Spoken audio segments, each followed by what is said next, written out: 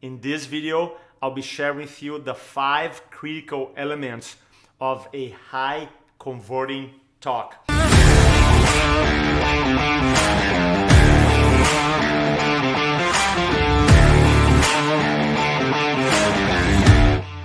Now, if you are doing lunch and learns, dinner with a doctor presentation, corporate wellness, patient orientation classes, group doctor's reports, advanced workshops, and your goal is to quote-unquote convert more, then watch this video.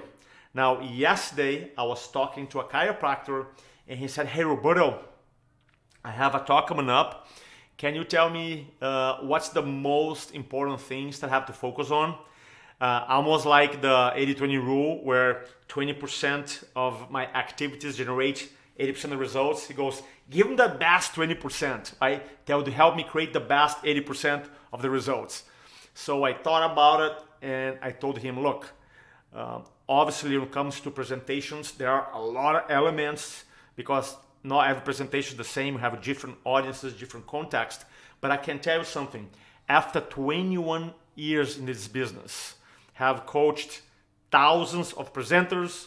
I personally have done almost 16,000 hours of one-on-one coaching. I can tell you that the talks that convert more have these 5 characteristics. Number one, write it down.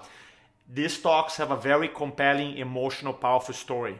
They usually that story is placed in the beginning of the talk, so the whole message of the talk is framed by that compelling, powerful, emotional story. Now, as a chiropractor, as a CA, that story could be your personal story, could be a loved one story, or could be a patient story. It's critical. It's critical. By the way, I do a lot of work outside the chiropractic industry as well. It follows the same principle. A high converting talk has this very powerful emotional story. Number 2, a high converting talk has a great compelling offer. You have to think about your offer. Back in the day, I thought if I were just a great communicator, great speaker, then if my offer wasn't that good, I'll be able to move any audience. And the truth is that an average presentation with a great compelling offer will do a better job than an amazing presentation with a poor offer. So you have to stop and think about how you're presenting your offer. Your call to action. Are you building value? Are you building contrast? Are you giving a reason for people to sign up right now? So your offer, the next step that your audience wants to take, then for most chiropractic presentations, for example, to be the consultation, you have to build the value. Right? We have to stop and think and say, how can I make this super compelling? Right? Third thing, we talk about having an emotional story, talk about having an amazing offer. The third thing is this: during the talk, you have to be able to build the need for the offer. Let me slow down here. If you're a chiropractor, for example, and let's say your offer is your offer to check for subluxation, then during the talk, you want to make sure you build the value or you build the need for what? Getting checked by subluxation. Sometimes I see that the doctor might do a half an hour talk in a subject, and then, hey, by the way, come here and get checked by subluxation. By the way, during the talk, the presenter did not build the need for the offer. So very elegantly, you have to be able to build the need for the offer. Right? It's critical. It's critical. Otherwise, you're not going to convert on a high level. So we talk about having a very powerful, emotional, compelling story to frame the talk. We talk about having a compelling offer. We talk about building the need for the offer during the talk, not only in the end, but during the talk.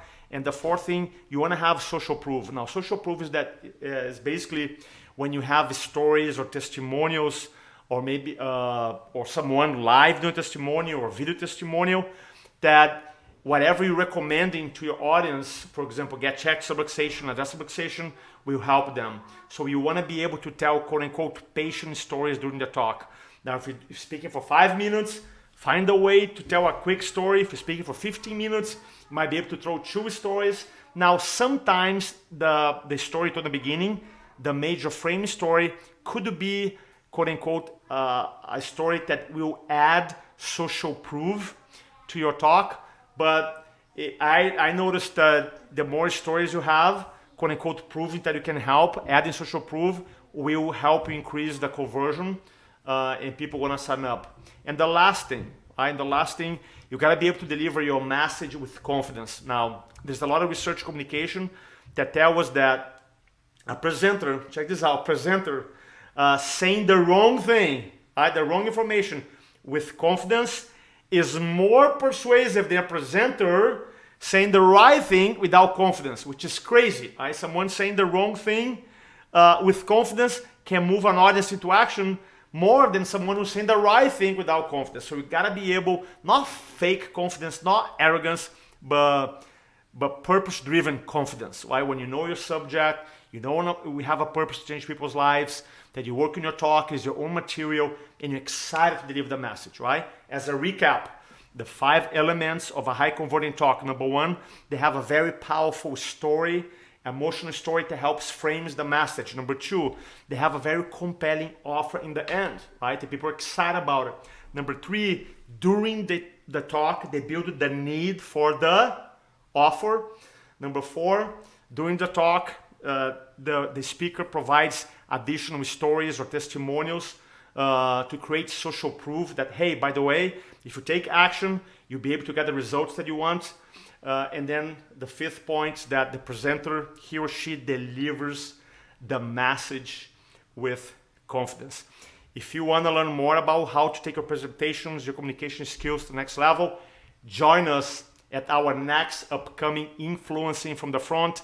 Don't speak to inform, speak to transform.